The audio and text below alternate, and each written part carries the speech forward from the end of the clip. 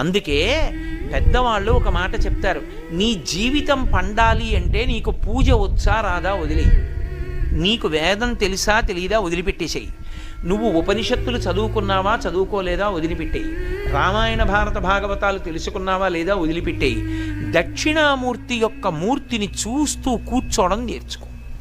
అదొక్కటి నేర్చుకో చాలు, ఏమక్కర్లేదు. ఇంకా దక్షిణామూర్తిని పెట్టుకుని రోజు కాసేపు ఆయన్ని చూస్తే చాలు. మీకు నేను ఇంకా విచిత్రమైన విషయం చెప్పనా?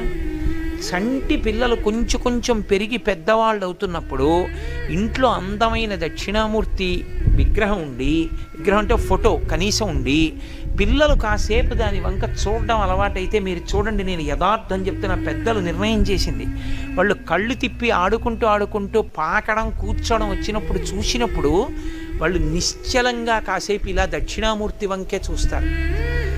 పిల్లలు చిన్న